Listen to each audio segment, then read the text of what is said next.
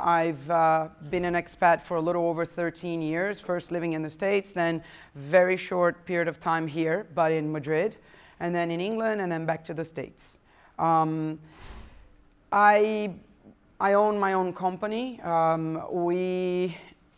We promoted ourselves to a group, but we were, in fact, it's one company. We work on 3 verticals.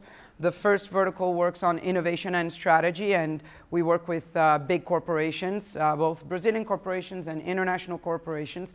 My whole team is in Brazil right now. I'm the only one in the US, and when we have projects in the US or anywhere else, what we do is we put a team together to address those challenges. The second vertical is education. We had a huge project going on with J&J, the consumer division, and they started to ask us to bring in other people who were not part of our scope of work to learn the methodologies we were using. And then we said we couldn't do that because it would interfere with the processes that the things we were doing with the teams we were doing the stuff with. And so they asked us to start teaching them the methodologies, and we thought, we don't do that.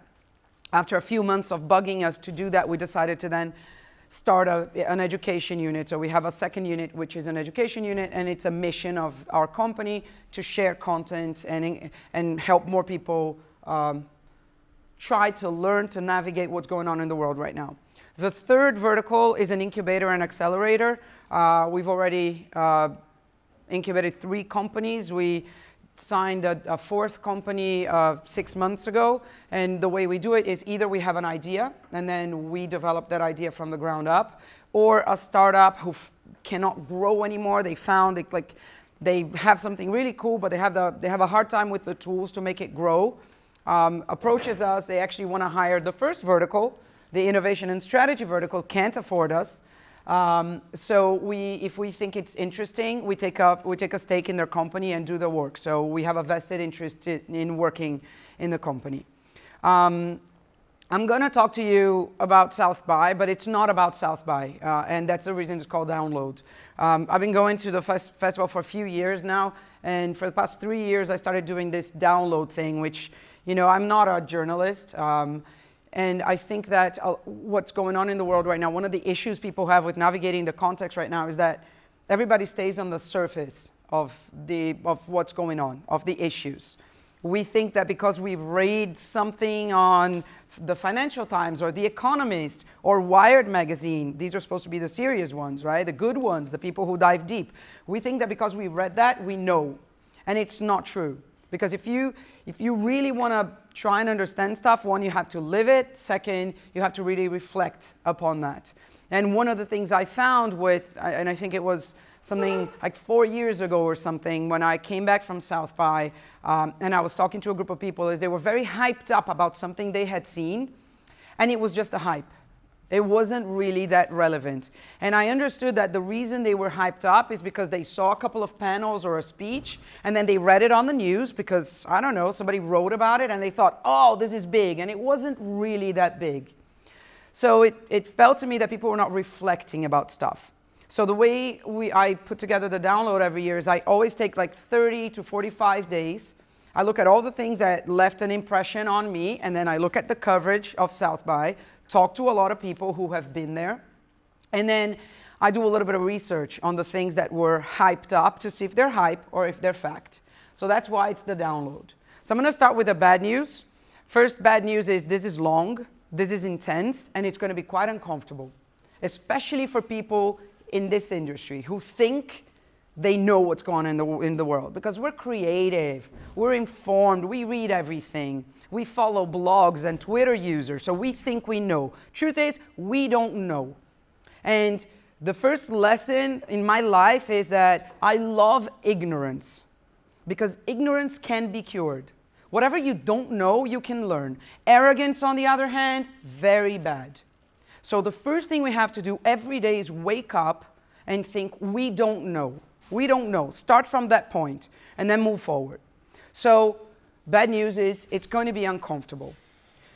Last bad news is I did my best to have all Creative Commons in the images, but they're not all Creative Commons. So if you put this online, you might get me to jail. That's very bad.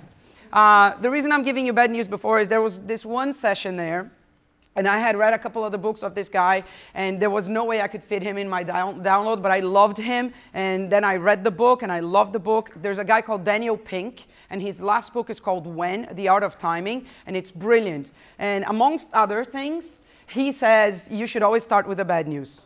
You know, if you have a question about bad news or good news, always start with the bad news, then end in the good news so that you end in an up. The other thing you should know is, should never do anything really important in the afternoon. We shouldn't be doing this in the afternoon. If you go to jail and you want to get bail, get your hearing in the morning.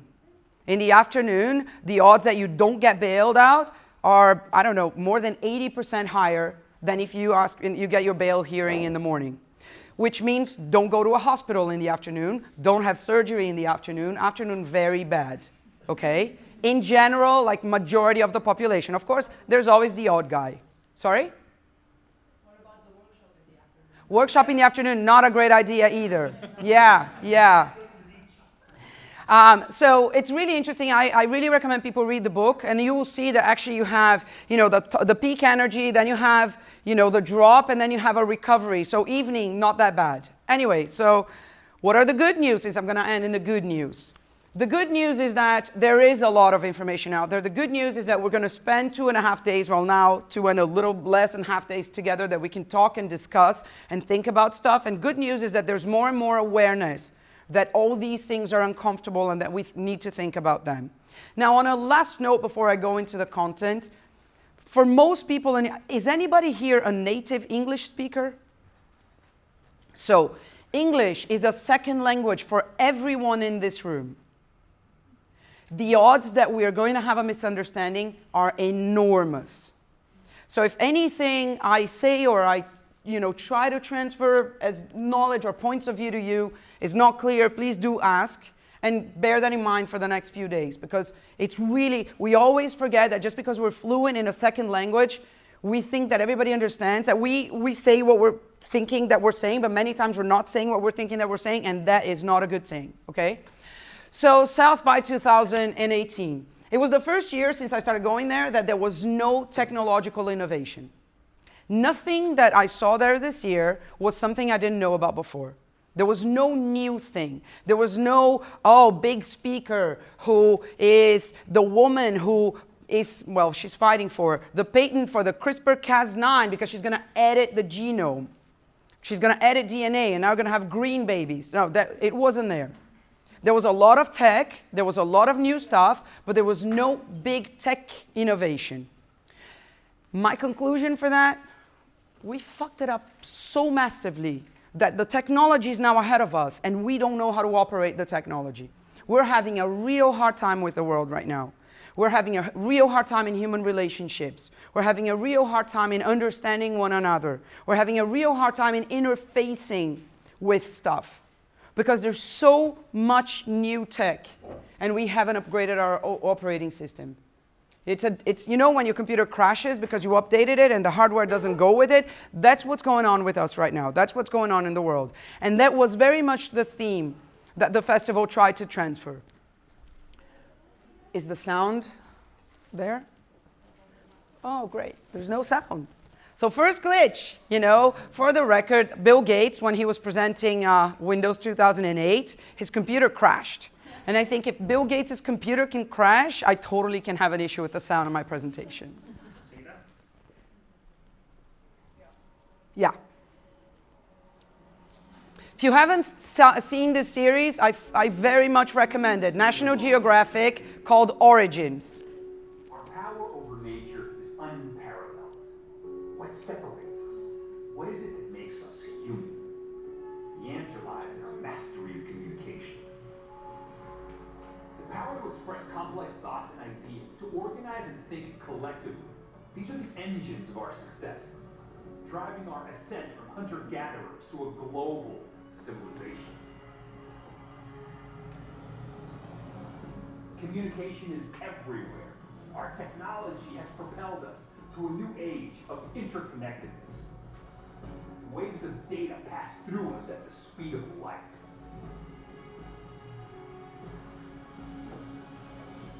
Music, language, art. The written word human imagination has been given a voice. They give us self-expression and collective knowledge, but they have a dark side. These tools are so powerful that they distort our very perception of reality. They can subvert and corrupt and even manipulate entire populations. So Bruce Mouw was one of the keynotes. Bruce Mouw is a designer, unbelievable guy. He's done some incredible projects. He talked about the 23 principles of design. And one of the things he said in his session is, what's wrong with us is that we've been successful. That's our biggest problem right now. Because we've been successful as a race, there's now 7 point whatever billion of us. If we hadn't been successful, maybe there would be a billion. And then we wouldn't have food problems, water problems, overpopulation. We wouldn't have these issues. But the problem is we've been successful. So we have success problems. And sure, there's always a skeptical who's going to say, oh, but what do you say? We're having success problems. There's 60 million people who are displaced right now, refugees, and there are people dying of whatever disease that, I don't know, Ebola. There's another outbreak of Ebola in Africa. And yesterday or this morning or whatever, because I'm in the wrong time zone, there's a lot of bombing in the Middle East going on again. So we're not, how successful are we? Homework. If you haven't yet, read Yuval Harari's 2 books. The first one is Sapiens, the second one is Homo Deus. We have never died so little of these issues, of war, of disease, of hunger. You know, not so long ago, for real, 50, 60 years ago, there were people, lots of people on this planet who woke up every day and weren't sure they were going to survive the day. It's not an issue we think of right now. Maybe when Donald Trump goes into a tweet storm, maybe we wonder about it. But other than that, we don't really worry about it anymore. So we are a very successful race. And that's very important because that's what's driving the chaos that we're living in right now. You know what's interesting about South by, and you can observe it if you want to go back and look at the lineup of keynotes every year. Always the keynotes, there are several types of sessions at South by. Keynotes are selected by the festival's curators. Featured sessions as well, but usually the keynotes are less famous than the featured sessions. And then you have all the workshops and panels, and sometimes it's a one-person session that people pitch and get selected by the community to present. But the keynotes are always the theme. And this year, the first keynote was a woman called Esther Perel. Esther Perel is a couples therapist. She opened South by Southwest Interactive, which is now the highlight of the thing. If you don't know, South by started as a music festival. Then they added cinema. Then about 15 years ago, they added a thing called Interactive because they didn't know another name for it. And it was all very driven about, it was driven by communications and like the technology applied to communications, the change in media. But interactive right now goes from space exploration to health technology to fashion technology to everything. There's also an education thing right now. There's games, so it's pretty big. So Esther Perel opened it, a couples therapist. And she was talking about the hardship that it is right now to have a relationship. Because not so long ago, you lived in a small village. And you didn't really have that many choices. You married one person, and you didn't marry because you love them and they're your soulmate and they're your best friend and they're going to provide for you and whatever. You married them because you had to have babies, so you have to continue the species. And by the way, protect your city because otherwise the other city is going to invade your city and take over. And now we transfer the job an entire city had for each one of its citizens to one person. There's one person in our life that has to be the person. And that's driving people crazy. So now you need a couples therapist. Very interestingly, she said, you know, you were stuck with the person. If you wanted to get out of it, die. And honestly, it's really interesting. Salim Ismail, who is the guy who wrote Exponential Organizations and is the chair, one of the co-founders and the chair of this discipline in the Singularity University, he says, you know, marriage wasn't supposed to last 50 years. Because you married, and then 9 out of 10 times the woman died of childbirth. And then the guy married another one, and then another one. And of course, the guy died at age 34, maybe 40, either at war or from tuberculosis or something like, or syphilis or whatever. You're not supposed to stay with the one person 50 years. Marriage was invented to protect the logic that I own this land. I own this house, it's mine. And so you marry someone that has stuff that is theirs, and then you get your land with their land, and now we have a bigger land, because owning the land was important. But not for 50 years, because everybody died anyway. So, you know, and I know this sounds kind of, I'm trying to be funny. I'm not trying to be funny. Think about the sociological implications of institutions that were designed for one reality and that now are lasting into another reality. It's the same thing with business models that were designed for one reality and now they don't apply to the new reality. So we need to understand and be flexible to understand that. Anyway, it started with Esther Perel and it ended with Worley. Worley is a technologist. He's a bit of a geek, genius, crazy person. Very interesting. His current obsession right now is quantum computing, which he had the intention of trying to explain to everyone. Was anybody here that was there this year? So did you see his session? Yeah. Did you understand quantum computing? No. Yeah. So of the 3,000, 4,000 people who were there, probably 5 understood what he was trying to say, and they were probably all mathematicians because it's really that complicated. But what is not complicated to understand is the message that he said. The impact of quantum computing being available to everyone is going to be, in the next 10 to 15 years, the equivalent of what computation has done to our societies in the last 100 years. So if everybody here is uncomfortable because the world changed and changed too fast, brace yourselves. It's going to get worse. It's going to get even more turbulent. And it's as much a reality for you as it is for everyone else you interact with. Anyone you want to convince to do stuff with you. While you're trying to say, hire my company, or believe that the idea I'm presenting to you is the best, they're thinking, I'm not going to have a job tomorrow. My kids are going to school right now, and they're not going to have a job in the future, and maybe we're going to be living in Mars, but is that possible? This is what's going on in their mind, and you're telling them that this ad that I made is really good. It's definitely going to sell your water. I mean, think about that. That's the context. This guy, Marshall McLuhan, is the guy who coined the phrase, the medium is the message. I actually prefer this one. First we build the tools and then they build us, because it is what we're living right now. We built all these tools and now they're building us. Now parents complain that kids don't talk to them anymore. They text. Now we complain. Now, okay, real life story. I was a little bit annoyed right before starting my session because someone who I took a chance on and I just hired for my company on Friday, who had 3 days working with us, just resigned via an audio message on WhatsApp. So I get a message, it's 6 minutes, 23 seconds long, and I text back and say, I'm sorry, I'm in that workshop, you know, everybody knows I'm in Spain, so can't listen to your audio, is this urgent? And then I get a couple of messages in writing saying, you know, I don't think this job agrees with me. I mean, you know, but we built the tools. We built the tools. We built the tools. Think about that. And now they're building us. They're turning human beings into completely unempathetic people who resign to someone who took a chance on them. I'm very happy for you to not want to work with us. It's all right. We are all free to leave at any point we want in most countries in the world. But you don't do that via audio message. You don't do that via text message. And yet, how many breakups are happening via text right now? So the tools are building us.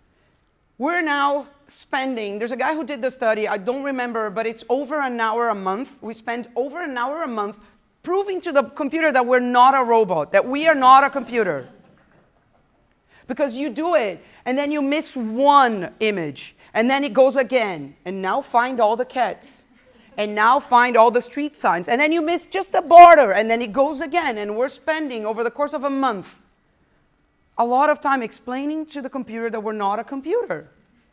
So when Elon Musk says he thinks we're living in a simulation, I kind of agree with him. It has to be a joke, right? So what are these tools that we're talking about, and how are they impacting our life? So of course, blockchain. I was talking to Axel. He tried to have a panel about the blockchain at South by in 2015. They said no, it wasn't relevant. This year, everybody was talking about the blockchain. You guys, the guys who were here last time, had a whole thing about the blockchain, a session, what's the blockchain, how you use the blockchain. What's really interesting is that we need to understand why the blockchain is important. And the reason the blockchain is important is because the blockchain is a reaction to the fact that we don't trust anything right now. So we're much happier being anarchists than trusting institutions. And this is a really interesting insight. We want to build our own systems because we don't trust the banks, we don't trust the government, we don't trust anybody. Think about that. That's super serious. Whether you go, I mean, there's no way we're all going to be using the blockchain some way or another very soon, but that's what it means, the fact that the blockchain is being adopted so fast. It's interesting also to see where and how the blockchain is being adopted. So there's applications in medicine. There's the one that I think is more interesting is this one. So let's talk about the refugees. Somebody's going to bomb your house. Are you going to think, maybe I should get my passport? Where is it again? You don't think that. Somebody's going to bomb your house, or somebody invaded your city, or the disaster is hitting. You just run.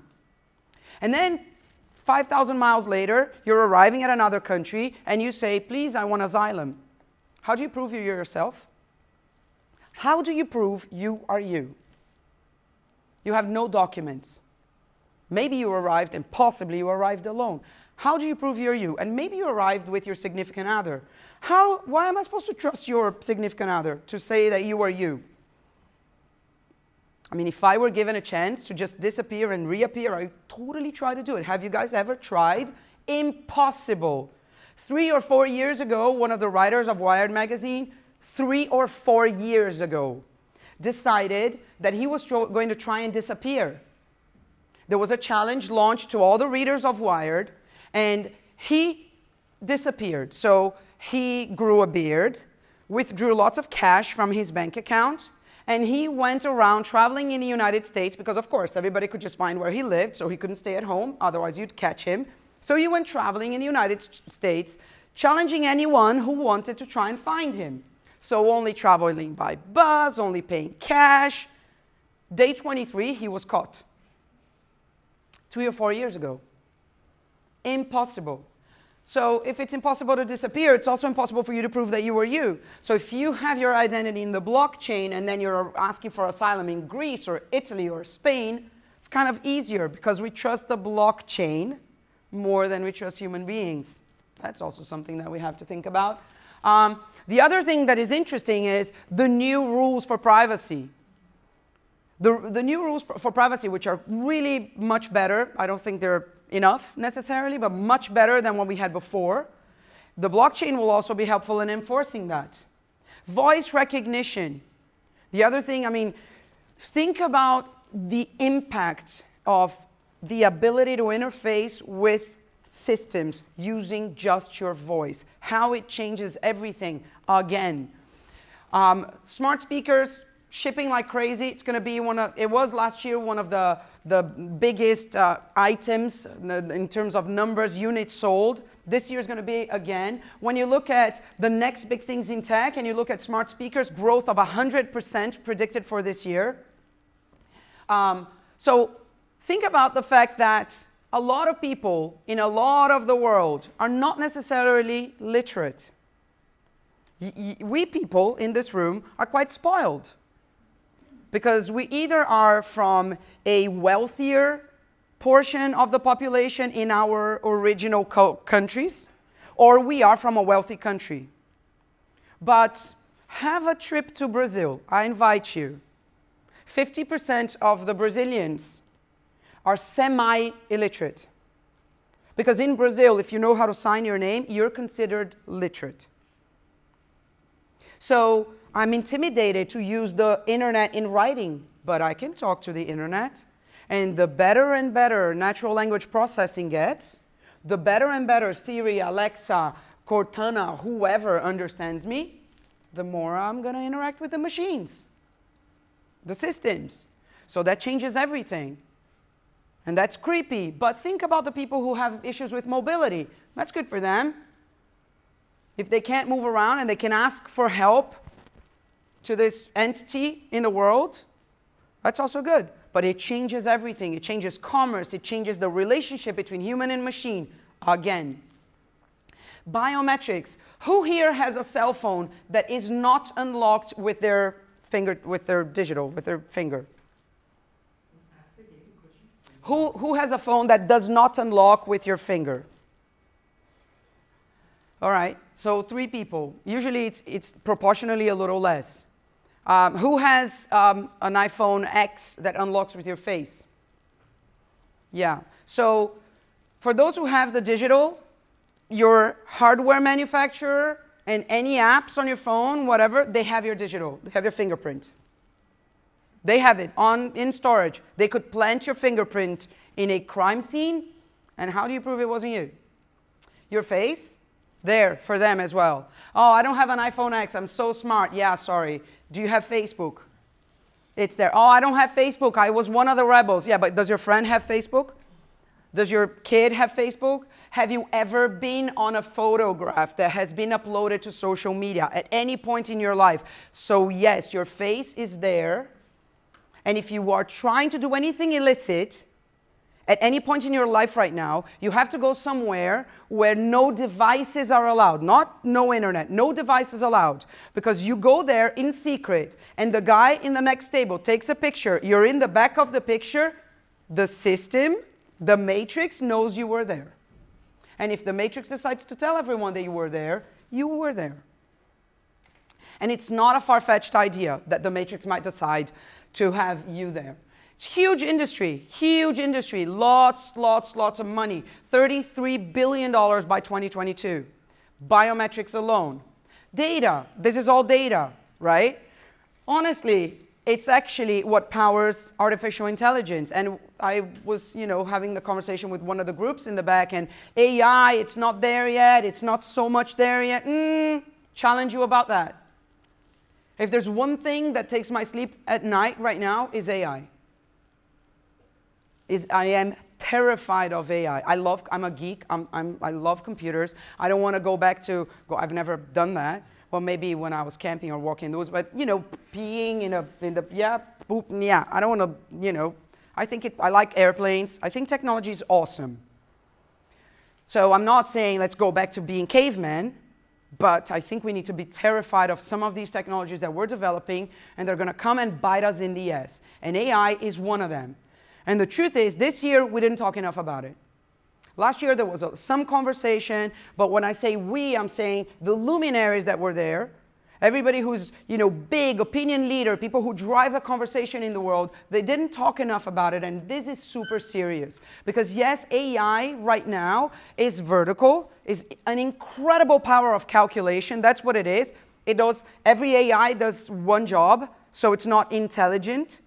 It's just a great calculation. But this is very serious because we're very close to being a little bit more flexible and to getting to AI. When I say talking to each other, it's not, it's not what you're thinking in terms of the movies we've seen. It's helping each other calculate. Systems that help each other calculate. That's very serious. If you haven't seen this, I very much recommend you check it out. Not right now, please. But Talk to Books from Google, amazing. Natural language processing. So I go in, I'm obsessed with Mars. I definitely will, unless somebody kills me very soon or I have an accident or something very unexpected, I will definitely go to Mars before I die. I definitely will. And it is seriously one of my obsessions, space travel. So I asked Talk to Books, will I get to Mars?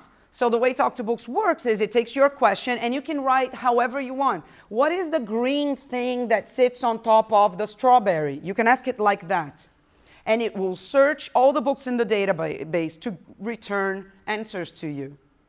So it's a very different way than searching Google. Because Google, I hope everybody knows, does not return what you're searching for. Google returns what it thinks you're going to click on. That's how it works. So this is much more interesting, and this is AI. Why is important AI? Why do we need to understand that? Personally, I think it's as serious as when we learned to manage or to control fire. I don't know if everybody understands the importance of fire for the fact that I'm here right now, that we're here right now. When we learn to control fire, it changed everything for us. We were just hairy monkeys. And then we learned to control fire.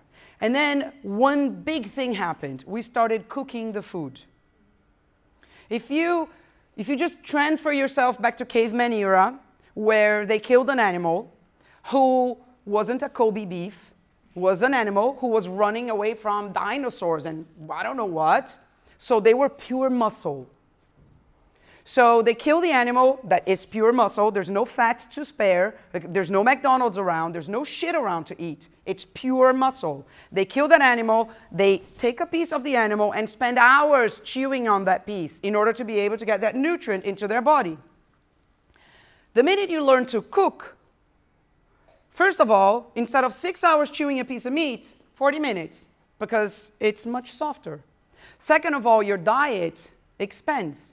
So you get lots of nutrients into your body, which means your brain can grow, which means erectus, which means we're here. So fire was a massive technological, had a massive technological impact in our life, changed everything. Then writing. When we learned to write, beginning, of course, drawing, we delegated memory. I don't need to remember the details of the day I killed the boar. If I draw it on the wall and I can delegate it to the wall, and then when everybody's around the fire, say, so there was a day when I killed the boar, and was it raining? Yes, it was raining. So I have the first hard drive. It's a cave wall. And that means I can use the space available in my brain for other stuff. And it means I can learn about other people's stories differently as well. Robots, or expand your thinking, machines. When we manage machines, when we design machines and build machines, we're outsourcing some action, some activity. It was supposed to make us less busy. I don't know what happened, how stupid we are that we made the machines to do stuff for us and now we're busier than we used to be, but that was the point of the machines. And then computers, which were just calculations. We just delegated calculation. Which is why I don't think it's AI yet, because it's not intelligence. You know? So, yeah.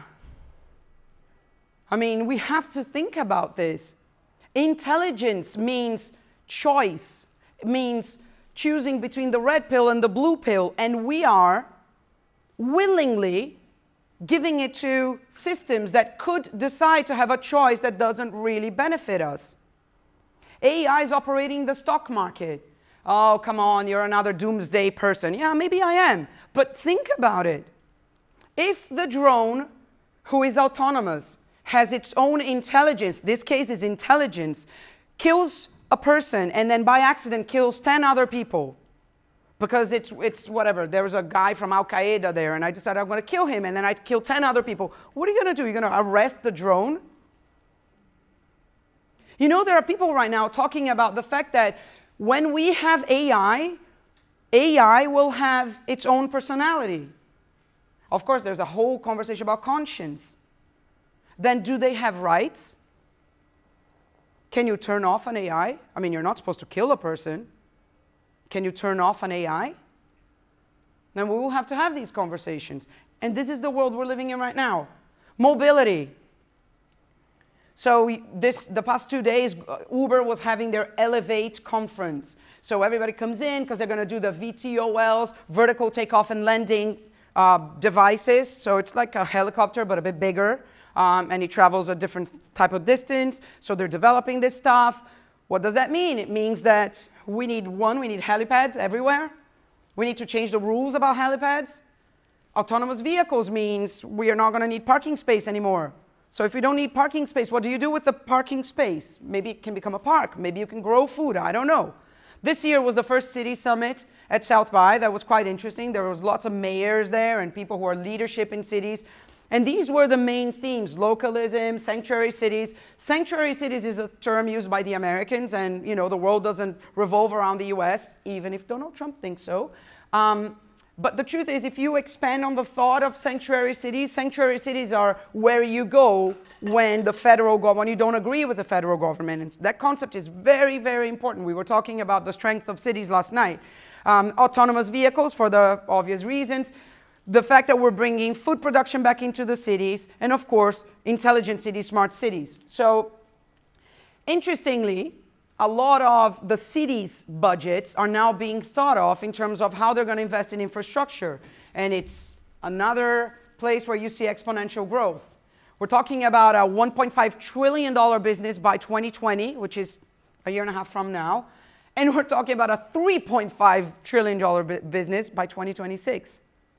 So, oh, but maybe not in my country. Sorry, guys, with this amount of money being invested in it, everywhere it will be a smart city. Everywhere the city will want to track you through your device, which is now a phone. Maybe it will be glasses soon. Maybe it will be something in your ear or on your wrist. I don't care. It'll be tracking you because it wants to know where people are so it can redirect the city to where people are. If there are more people on the south side, I'm going to redirect the grid to the south side. If there's something happening in the north side, maybe I'll send first responders to the north side. So the city has to be smart because then it can service the people better. This book is another homework if you are interested in that, really interesting, the new localism. And you know what's interesting about localism? I don't know if you can see it from there, but this is from The Economist in early 2017. And the question is, do you think that having a strong leader who does not have to bother with parliament and elections is good? And almost every country in the world thinking it's good. So then Donald Trump explained. Brexit explained. Emmanuel Macron explained. Populism. People think, you know what, these institutions, they're old school anyway. Who needs 300 people thinking about my future? You know, drain the swamp. This guy, he built a business. He's a billionaire. I'm sure he's going to manage the country better than everyone else. So, because of populism, and because then you have people who are conscious, on the ground, living in the cities who think, oh, maybe not. Maybe if we could decouple the city from the federal government, we could actually cater to the people around us, to real human beings who don't think, you know, maybe, I'm not saying maybe, you know, TV people, there's some of them who are really nice, you know, maybe if it was Oprah, it would have been better. Also don't think it's the right, but whatever. What is interesting is, why cities? Because cities, at the city level, you have innovation. You can have innovation. You understand what's going on with people. You can think about how to build the infrastructure. And again, I mean, it's just sensible. Maybe very small countries. It's the same all around. But if you get a little bit big, there's one place where there's a mountain. There's one place where there's water. There's one place where it's dry, one place where it's wet. So why the same infrastructure for everybody? So if you look at the local level, you could do better for the people. It's a good platform for growth and prosperity, while when you look at the nation state, it's super stiff. It's not malleable, it doesn't change. It's one-track mind. And of course, it makes much more sense to think like that the bigger the country. I totally appreciate that. But how many Finlands in the world right now? So we need, you know, the people from the ground up are trying to rebel, and that's why localism grows. And again, Bruce Mouw, I mean, you know, the only people who are going to save the country are the local people who can actually have an impact. It's interesting when you look, this is the Bloomberg, who was an amazing mayor for New York City, by the way. And in his case, yes, he's a billionaire who actually built a business. He did build, he didn't inherit. You can see I'm very fond of Donald Trump, and that's very dangerous because I might be, you know, evicted from the US because my NSA, I am allowed to have an opinion. Anyway, so Bloomberg Philanthropies, they do a survey every year with mayors in the cities in the US. And you can see very interestingly, you know, large cities now have 78% of the large cities now have staff dedicated to innovation. And of course it's smaller when it's a small city, because they rely more on the bigger city near them. But the fact that now the city management has an innovation hub is really interesting. It didn't happen until 2, 3, 4 years ago in most cities. Interestingly, mobility and how things change will be driven in a big scale of where private money goes by 3, 4 countries in the world because of the economy. So right now, autonomous vehicles.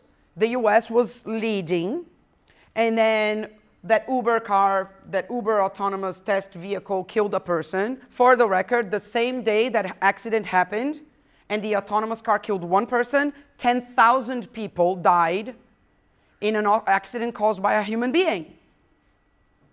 Just saying. So that's, machines can be good. So anyway, so the US was leading the way, and then of course they pulled back, and of course there's a lot of political, agendas involved. So China changed the regulation and said, you can now test, to the companies operating in China, you can now test your autonomous vehicles anywhere. The minute they did that, the US was like, whoa, China's gonna be bigger than us very soon. And of course the competition. So now California, for instance, is allowing more tests in regular roads. Because of course, if you just test your autonomous vehicle in roads where there's nobody, it will work very well on a road where there's nobody. It's actually really, I open mental pop-ups. I promise I'll do my best to close them.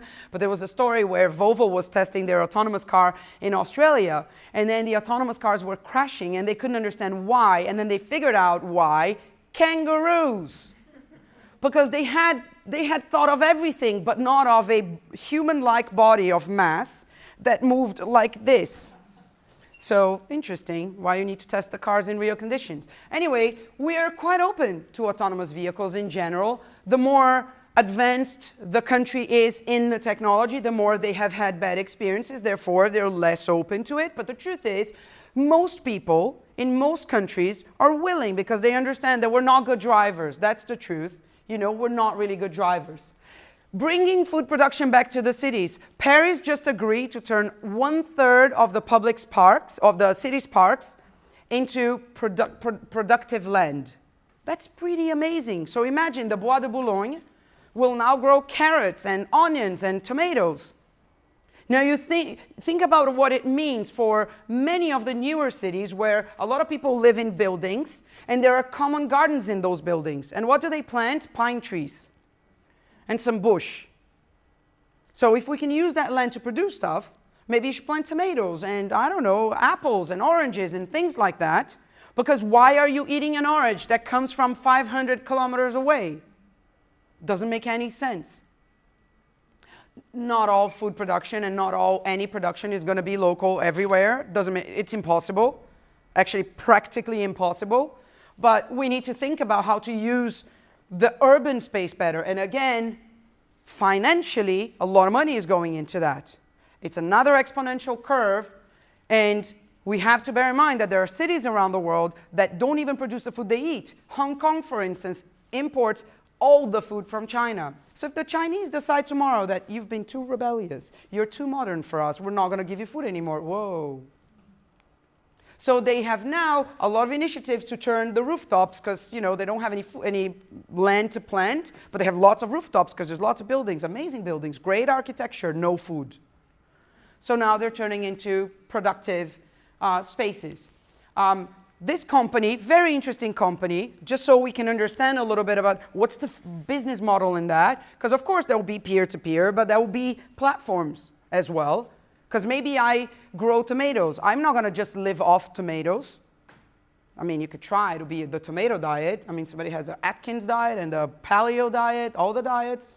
We'll talk about that. That's called biohacking. But anyway, maybe I produce more tomatoes than I'm eating. So I can eat my tomatoes and trade my tomatoes for somebody else's carrots, and then somebody else can trade. I don't know.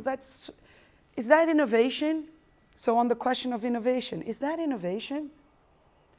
Wow, super innovative. Now I'm going to grow my tomatoes. And then my extra tomatoes, I'm going to put them online so the person from the next building can buy trade my tomatoes for the carrots. Super innovative. Yeah, go back in history a few decades, and that was how it worked. So innovation, not necessarily new. Anyway, this company, Plenty, raised $200 million last year, biggest, fundraising in food tech up until now, and their plan, they're going to build vertical farms. Either within cities, but because there's not enough room within cities in most places, right next door. Because if you don't have the land like this, you have buildings and you put people living on top of each other. You could also have the food growing on top of each other. Took us long enough to realize that. The quality, one of the things that Bruce Mouw has said that I cannot get out of my brain is the quality of our design, and that's why designing in the actual sense, meaning of the word is important. The quality of our design will be the quality of our life. The better we design these cities where we're living, the better we will live, because right now we're not living very well. Unless you live in Barcelona or some other cities in the world, you're not really living very well. Quality of life is crap in the world right now. In general, again, we're not dying of disease, we're not dying necessarily of war, we don't have tuberculosis, whatever, but you know what I mean, you get the gist. It's interesting, he was talking about this project he got, that they called him to his firm to redesign Mecca. Because of course, since they built Mecca, the world has changed quite a lot. And thousands of people go to Mecca every year. So they said, let's have a 10-year plan to redesign Mecca. You know, it's Mecca, we should have a 1,000-year plan. Well, guys, it's the planet. You know, we've been here should have a long-term plan. You know, this is all how we live. And 3D printing, yeah, there was a 3D printer thing. There was a thing that was teleporting Japanese food. It wasn't teleporting Japanese food. It was trying to explain to regular human beings what 3D printing for food could mean. You have one thing where the equivalent of rice comes and you print that and you have the rice. And then the next thing is the wasabi, and then you print the equivalent of the fish, and here goes a sushi that was teleported or 3D printed. We're already awesome in 3D printing. We're adopting in every industry, from aerospace to medicine to everything. We're 3D printing everything, and we're very good at it. The challenge now is twofold. One, materials. The more materials we can manage to 3D print, the more different things we can 3D print. Disruption of every manufacturing thing that you can think of, and making the plans for 3D printing things available to everyone. The more people can share the plans, the blueprints, the more people can first have access to it and print their own things, and of course, change it and evolve it. And then quantum.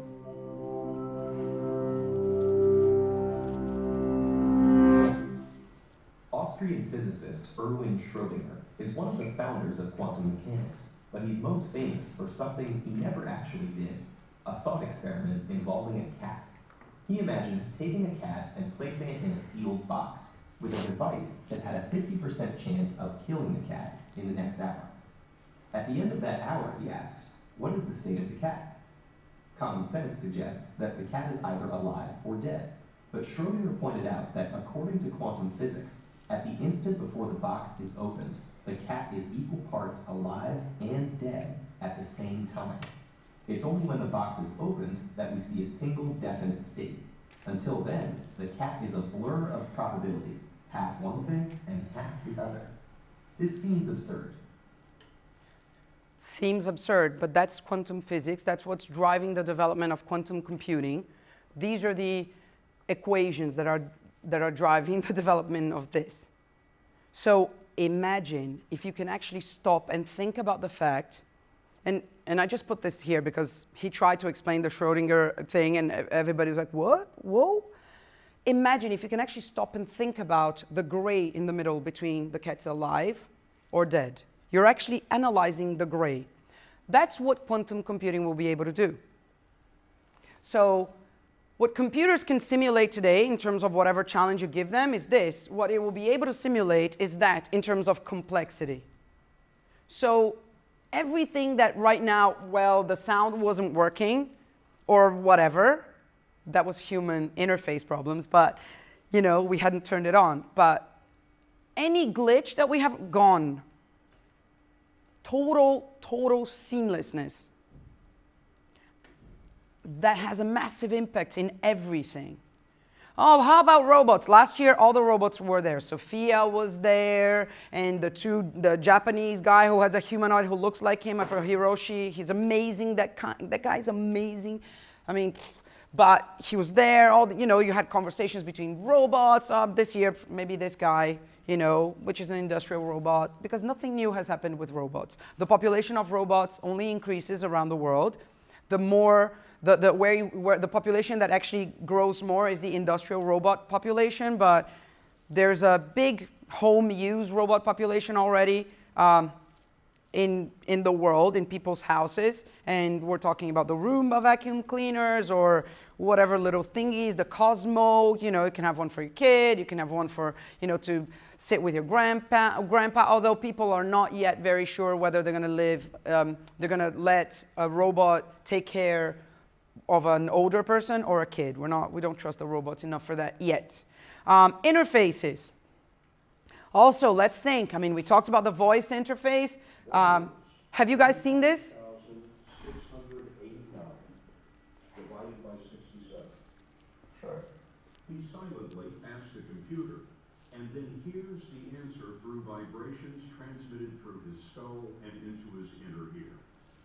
6, 8, 1, 9, 2, 5. Exactly right. One more. What's the largest city in both? The name of this device is Alter Ego, and I don't want to play the video again. The name of this device is Alter Ego. This kid was on 60 Minutes 4 weeks ago. 60 Minutes is a popular TV in the US, like TV, like basic TV. Anyone can watch it. It's the program where James Comey gave an interview about his new book. James Comey, the FBI director Trump fired. Stormy Daniels, the woman who says he had an affair with her and then the lawyer paid her, whatever. This is the kind of content in 60 Minutes, which means that regular human beings watch it. So it's not just for people who Google what's going on, or Google, because I wouldn't use Google, I would use another search engine because I don't trust Google, but whatever, look for what's going on in the MIT. So this guy, in 1 year, devised this thing. This thing is a human-computer interface in silence, without moving. He thinks the question. The device interprets the brain signals and then Googles it, because he told it to Google it. On 60 Minutes. Funny, the name is Alter Ego. Bozy was at South by with their new augmented reality sunglasses. So you put them on, you're walking around, it's connected to the internet, and it knows where it is. So if you're walking outside here, it will tell you, look left, and you'll see the Sagrada Familia. Sagrada Familia is Gaudi's biggest achievement, blah, blah, blah. The construction will end by 2023, blah, blah, blah. Augmented reality through sound. Lots of different ways for us to interface with systems, which means also several different realities that we're living. Because that's the other thing that I urge people to think about stuff. That's why reflections. When we say augmented reality, it's a reality different than reality we're living. Or virtual reality, it's a reality that is virtual as opposed to the real reality that you're living. Although, there was an experiment in the university in Stanford, in California, where they put a guy, one of the professors, went into virtual reality for, I think, 17 hours or something like that. After the 4th hour, he didn't know which one was the reality. And if you think it's cool, and you're interested in seeing the, sort of Black Mirror-like universe, for anyone who has Amazon Prime, they did a short series based on Philip K. Dick's Electric Dreams, and the first, because it's like Black Mirror, every episode is completely different from the other, it's a short story. The first episode is exactly that. You have 2 characters, each one of them in a reality, and you know that they're the same, and the human being is in trouble trying to figure out which one is real and which one is not. And when we think about virtual reality, we always say, oh, but these devices, they're so clunky. They're so uncomfortable. 2 minutes, you don't remember you have it on you anymore, in average. It takes 2 minutes for our brain to just adjust to it so well that it doesn't bother us anymore. Imagine when it's good. The fuck up we're doing with our brains. And how do we deal with it? Because, yeah, sure, let's treat people with PTSD. Yeah, and let's also make everybody think that the world around them is awesome. Have you seen Ready Player One? No, you haven't. It's fun. I expected more, I have to say, but, Anyway, It's interesting because, you know, the guy who wrote Ready Player One, Ernest Cline, he's actually from Austin, and he was there. He gave an interview. I was, you know, of course, I was second row because I couldn't get a seat on the first row. And he wrote the book for it not to be filmed, he said, because there's so many different references. I mean, you see Mickey Mouse and Batman, everything. I mean, get the rights for that? Impossible. But it was Steven Spielberg who shot, so of course he got the rights for everything. You know, Mortal Kombat, everything. If you're around 40 years old, I mean, you have to watch it 5 times if you're going to think that you're going to see everything that is referenced in the film, actually in the book. Virtual reality keeps growing as well, which is quite interesting. AR and VR growing like crazy. Exponential growth means a lot of money invested in it, means it gets to the consumers very cheap, very fast. This is one of the companies that's doing amazing stuff. This is Leap Motion. This is their device.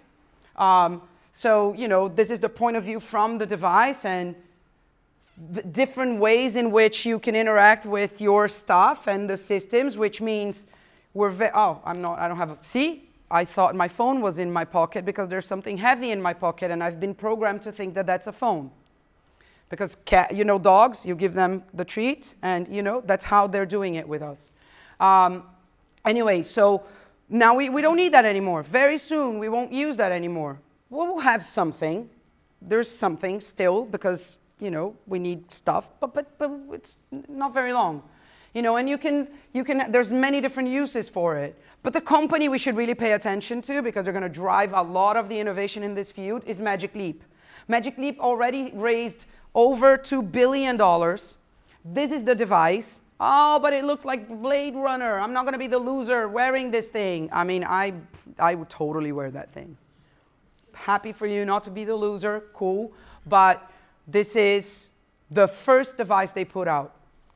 This is the experience from the point of view of the person using the glasses. Oh, but I don't like Star Wars. I'm not a nerd. I want something useful. Yeah, you can have it useful too.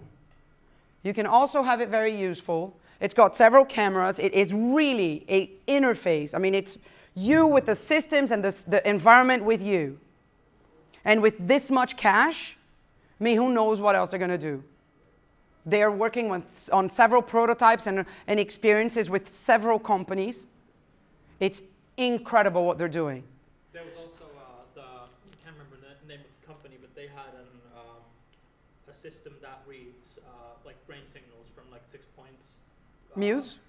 Yeah, no, it wasn't Muse. It was like, they had it wired onto an HTC Vive, but it's basically like a non-intrusive, dry reading from your head, and the guy was basically playing a game without doing anything. He was just like looking around and thinking about picking up stuff.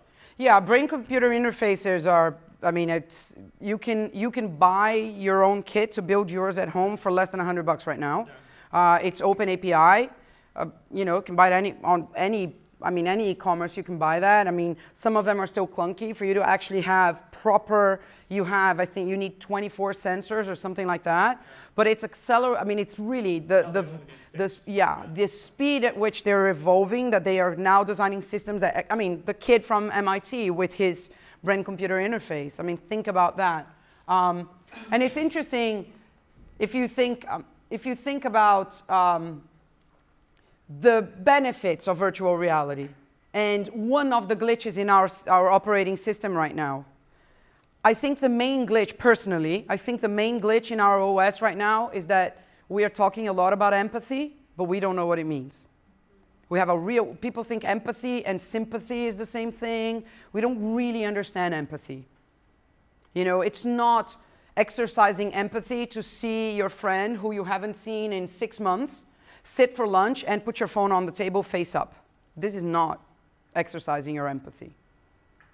You know, we have a real hard time with empathy right now, with really trying, you know, babies, you know the reason babies need to be, you know, one of the reasons people still defend a lot, I'm not going to go into that because I'm not an expert and I think it would be rude, but one of the reasons people defend a lot breastfeeding is because the baby needs to look into the mother's eyes to start mapping on their brain. So even when you're bottle feeding, you should hold the baby and make the baby look at you. I do like this because I feed my nephew. I don't have a kid. But it's really important. So we as babies, as we are trying to perpetuate the species, we are being taught empathy. And now because of this thing, we don't know how to do it anymore. We don't understand people anymore. We think everybody's super happy right now all the time and drinking stuff and being at the beach with colorful, incredible clothes. Because that's what we see from them on social media. And so we think we have to probably be like that as well. And so when we are with actual, real human beings, we're not recognizing the signs because we're being trained on looking at smiles. Our brain is the programming of our brain is suffering from it. So VR might be a great way to start fixing that. Human enhancement, another super important area that we need to look at. We are already cyborgs.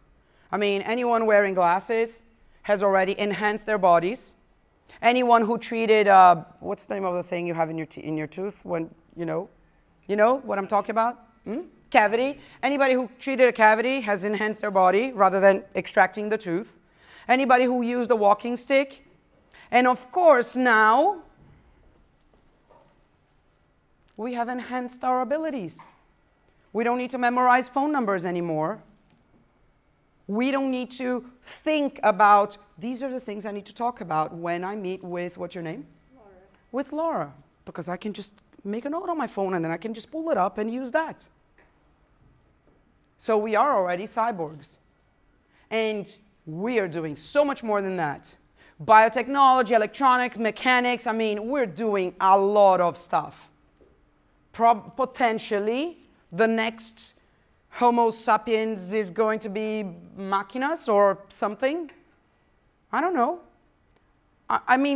If I told you that I'll chop off your arm and give you Iron Man's arm, would you do that?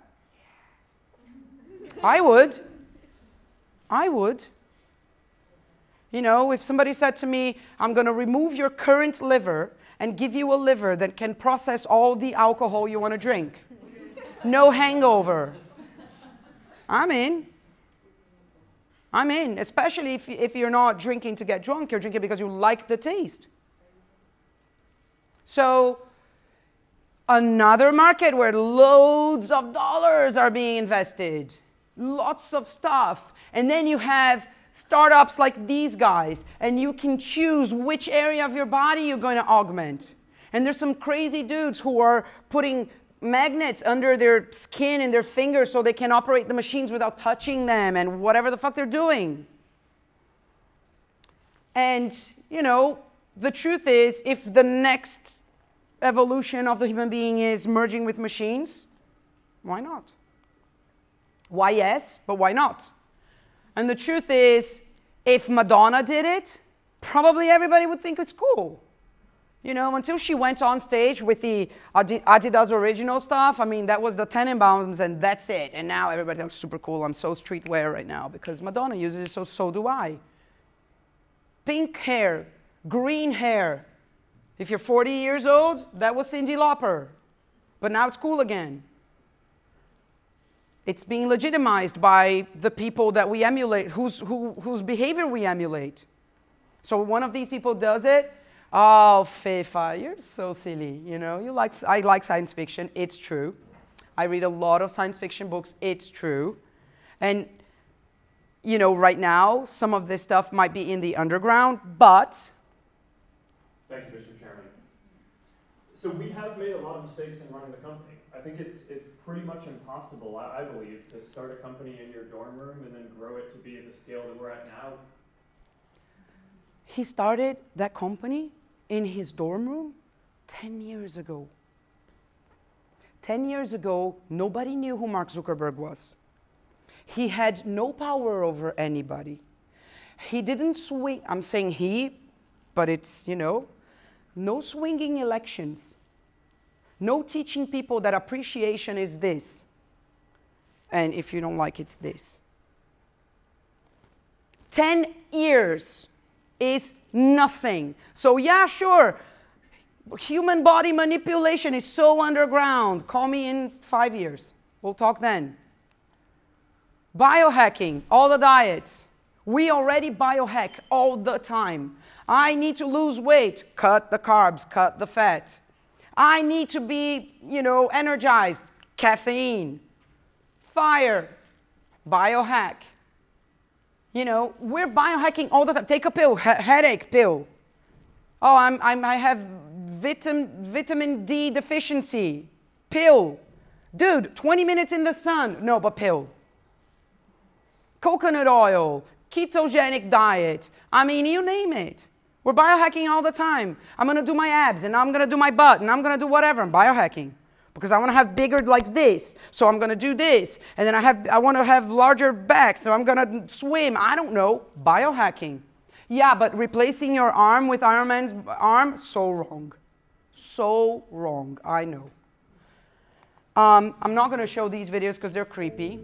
But you feel free to, search for biohacking, and you're going to see some amazing experiments online.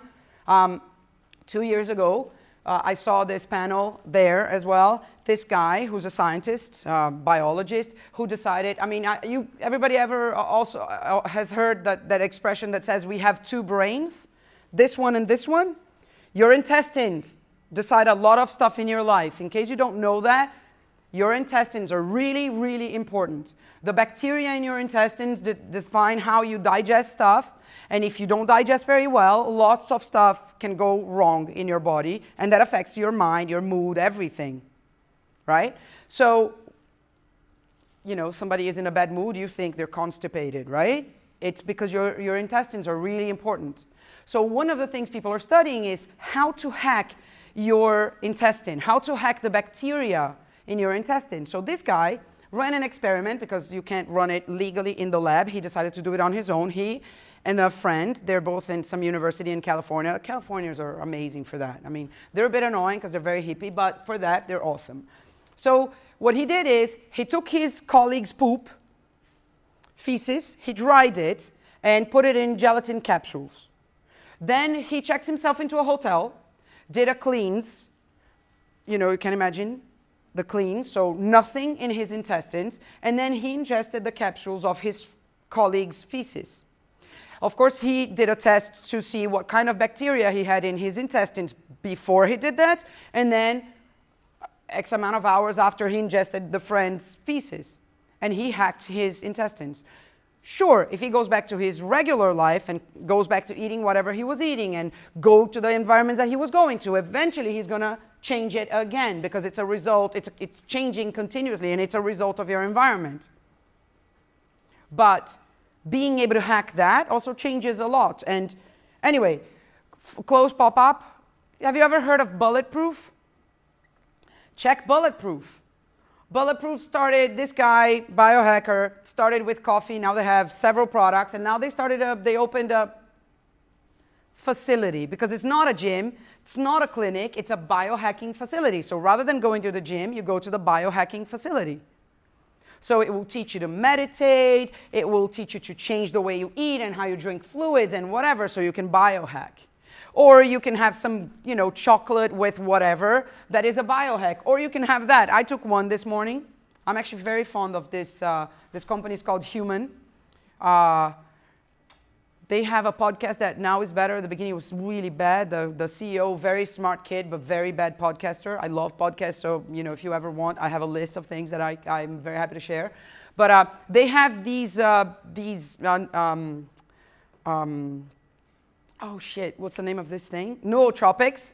And this one is if you need to get in the zone, if you need to concentrate, it's, I take it sometimes and I think it works with me. It could be that I'm psychologically prompting myself to make it work. They have one that is to help you relax. But nootropics are all the hype. Coconut oil, all that shit. Just read about it. There's a lot of stuff you can take and you can try. Of course, there's a lot of conversation. Are we ready to hack ourselves? And is society ready for that? And that is a question, I mean, personally, I think I have a point of view on that. No, society is not ready for that, because right now you could change yourself if you can afford it. So imagine the danger of us actually creating a more whatever human being. More intelligent, or faster, or stronger. I mean, the simple fact that men are physically stronger than women, and that the women were the ones dying at childbirth, was enough for inequality to last centuries. Imagine if we can now create other gaps. By the way, if you haven't read, another mental pop-up, if you haven't read it, read The Power.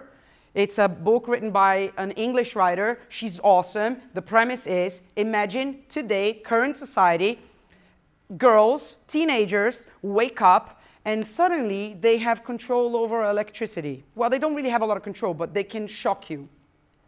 And over time, they learn how to do it. And then over time, the other women realize most of them also have that. So all of a sudden, if a woman touches another person, they can electrocute them to death in the current world. Imagine what would happen. I know where Stormy Daniels would be. Anyway, so close pop-up, really cool book, read that, it's fun, especially the girls, because also we don't want the pendulum to swing too much, because it's not men or women, hello, right? But I don't think I need to say that in this group. Anyway, so, well, maybe not, maybe we're not so keen on human enhancement, maybe we're not so favorable to human enhancement. Yeah, but you know what? We've been, because people got depressed or got anxious, and Prozac. Kids, oh, this kid, he cannot shut up, Ritalin. This kid, he cannot focus, he's not learning maths, Ritalin on the kid. And I'm not judging, and I'm not saying you should not medicate.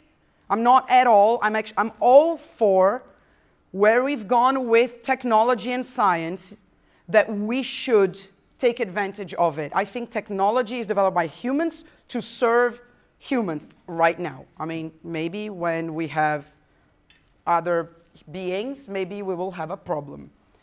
But right now, I think that that's what it is. So I think that if you need to, if a doctor, an expert says, take the drug, rather than suffering, rather than being apart from society, rather than killing yourself, go for it. But any excuse for a drug, complicated. And then you have an epidemic of opioids. So no human enhancement, but do take the Prozac so you can deal with the stresses of your life. So that's, that's a paradox. And again, we need to think about that, because this is the world we're living in right now. The World Economic Forum now has the group that studies future enhancement, because again, imagine all the Americans now become Iron Man, and I don't know, the people in Malaysia are not Iron Man.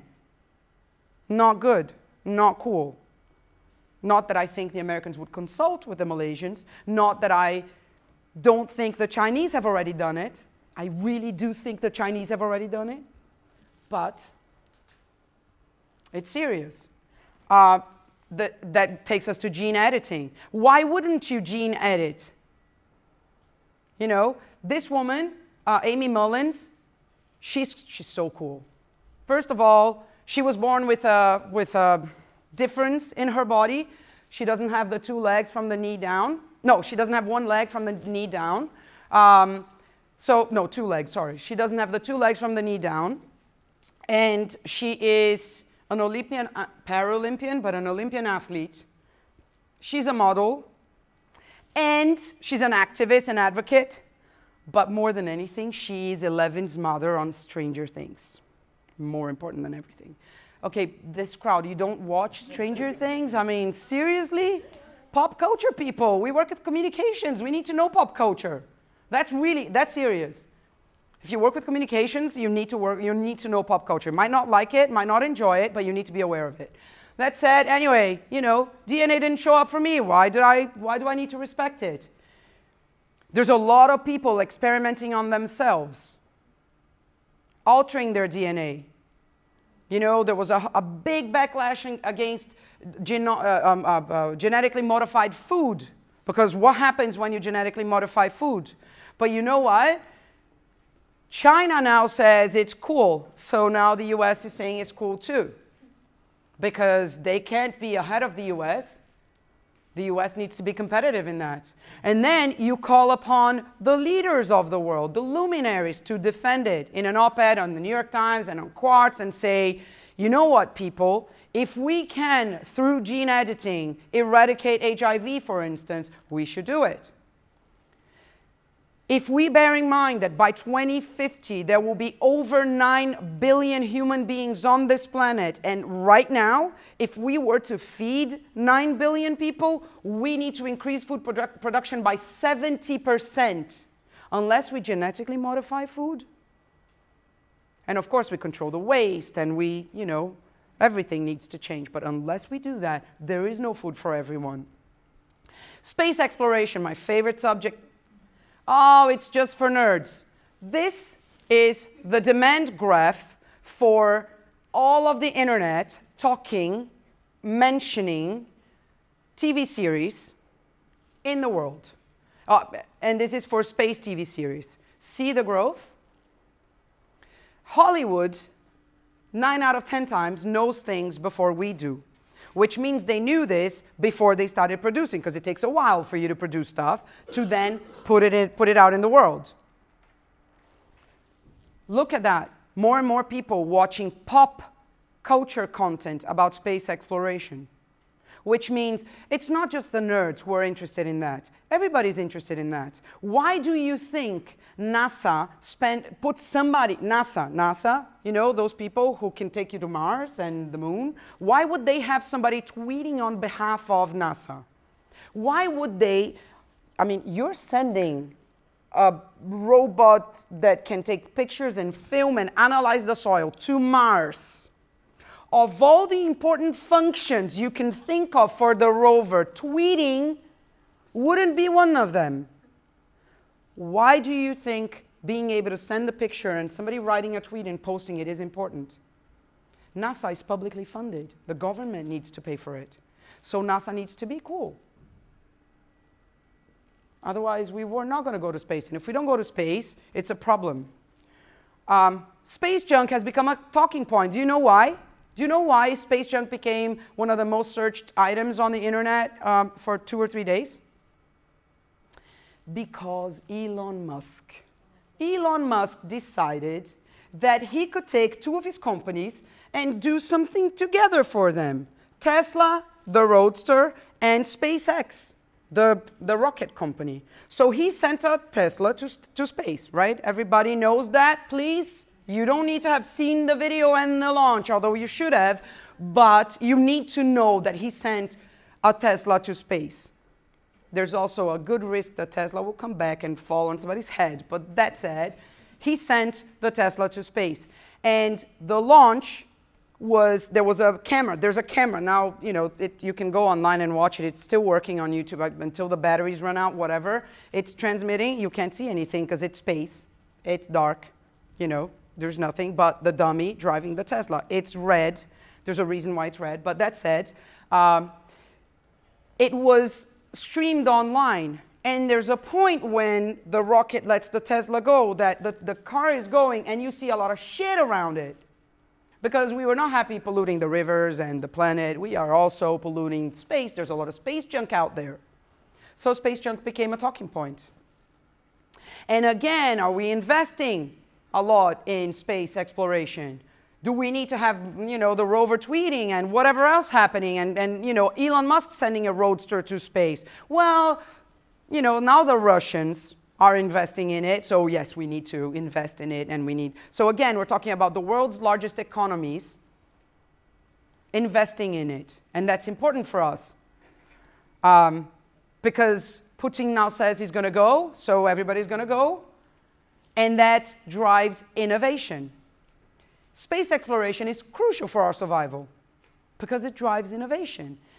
Satellites. Do you know you can have your own satellite? If you want to have your own satellite, $8,000. It's the size of a smartphone. You can have your own. launch included. I don't know what you're going to do with it, but maybe you're going to be a super hacker who's going to try and do stuff. Please don't say it was my suggestion and I was, Anyway, you can have your own satellite. And the more we evolve in this technology, the better we communicate here on Earth. Again, 3D printing. If we can print with materials that are not even here, that we don't know, that we don't control, we can print with anything. If we can survive on Mars,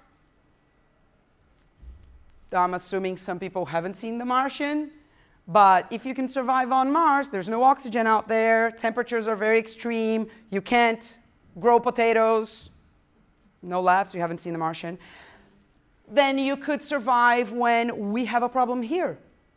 Because, hello, the ice caps are melting. They are melting. It's a problem. So if we can learn that, we can learn here. Are we going to go as humans or as Iron Man arms? Because if I cannot breathe because there's no oxygen, maybe I can replace my lungs. So that my lungs, rather than needing to breathe in the oxygen, can make the oxygen inside of me, and boom, I can walk around on Mars. And again, a reminder, Mark Zuckerberg was nobody 10 years ago. And that means societal evolution, because that's the other thing. Okay, so do you know what happens if you commit a crime on the International Space Station? Does anybody know? So here's the drill. If you commit a crime on the International Space Station in US area, you're subject to US laws. If you commit a crime and it's Japan's area, you're subject to Japan's laws. If you're in the hallway, no man's land. There hasn't been a crime yet, so we don't know what happens to you. And then there's a mission to Mars, and you send pockets of 4 people, and they live there, and there's girls and boys, and of course, sex is bound to happen. Theoretically, due to the circumstances and the extreme conditions, maybe a pregnancy wouldn't be possible, but maybe it is, and the baby is born. Is it a Martian? What if the baby decides to come back to Earth? What passport are they going to have? If I move to Germany tomorrow, and I have a baby in Germany, the baby is not German. Germany will not give it, she, he, whatever, it, citizenship. So if Germany won't give citizenship to the baby born there, why would it give citizenship to the baby born in Mars or the Moon? And we're saying there'll be other international space stations, same structures, orbiting us in the next 8 to 10 years. We're going to colonize the Moon because we need the Moon to get to Mars. So in the next 50 years, all these things are going to happen. And we need laws. We need to regulate that stuff. By the way, you cannot own any piece of space according to the agreement between the nations that have space agencies right now.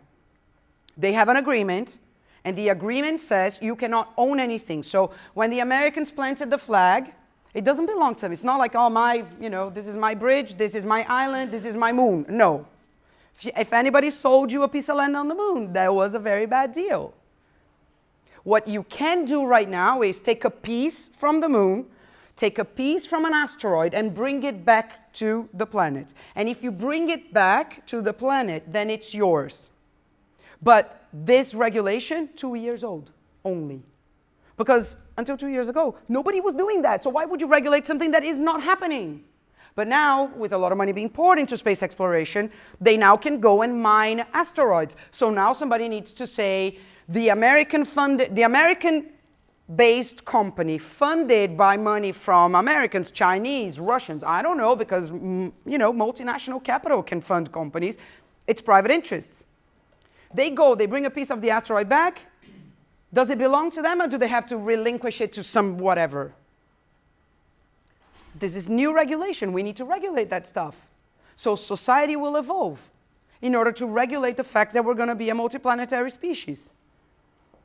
You know what's really interesting? Another mental pop-up, and I know I'm super running out of time, but do you know there are people right now whose job is to welcome the alien? There are people who have this job.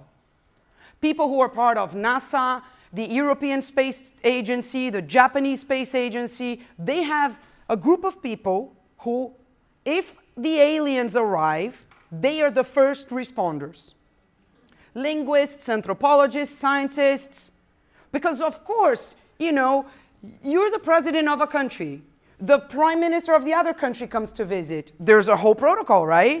Who's going to have dinner with who? Who's going to sit next to who at the table? Do you hug them? Do you not? Can you touch the queen? You're not supposed to touch the queen. Can you turn your back to the queen? You're not supposed to turn your back to the queen. The women walk in front. The women walk behind. There's a veil. There's no veil, right? We think about that. What about the alien? There are people whose job is that. So, because these things are, and it's not a joke, and it's not science fiction, it's happening.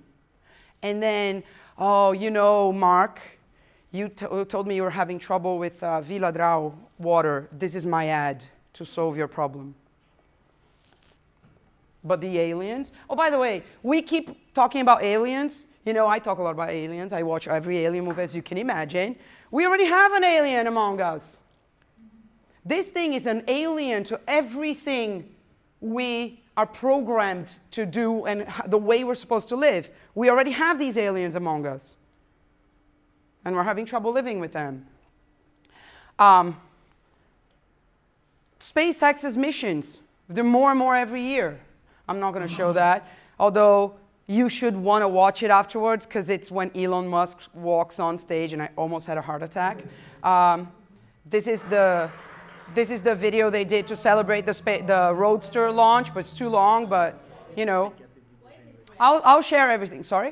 Why is the car red with Tesla? Because red is one of the colors that excites you.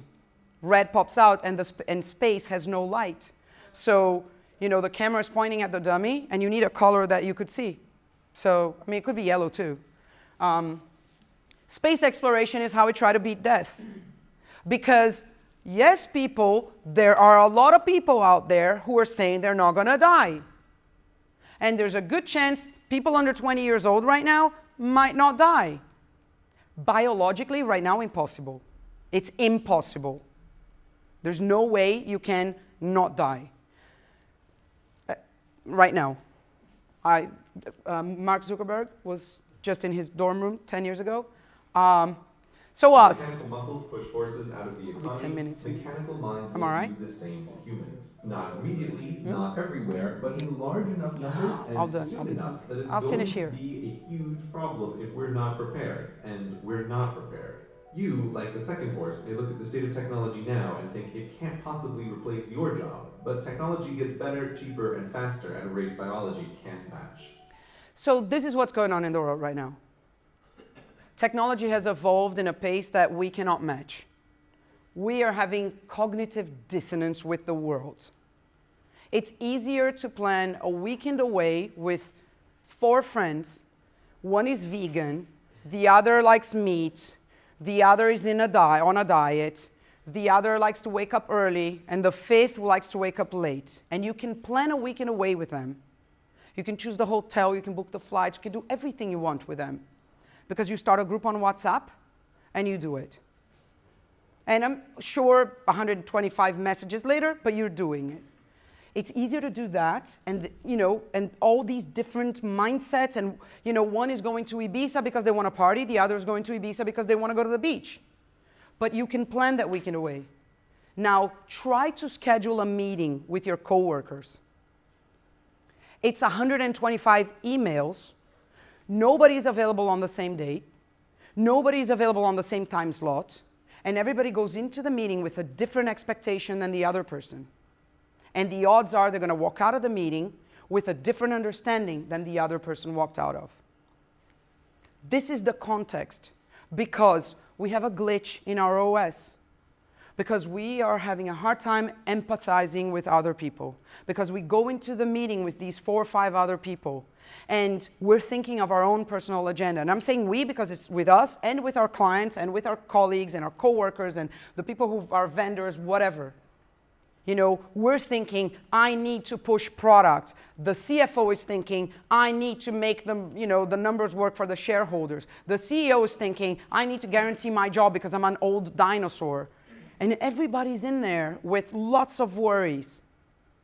And we are not being very good at reading each other's cues anymore. either because we're not being trained for it, because we're being trained on the wrong stimuli, or because in every meeting we have our phones with their face up, we have computers open in front of us, because we're not listening. So technology has over-evolved, and we are behind. So it's about the business model of agencies. It's the business model of consultancies. It's the business model of being a creative freelancer. But you know what, guys? It's the business model of being a human being. Until 2030, 400 million jobs will disappear because of all this stuff that we're seeing here.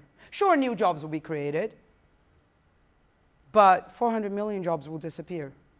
A lot of the nations and economies are not capable, either financially or technically, to retrain and reintegrate people into a new world and workforce.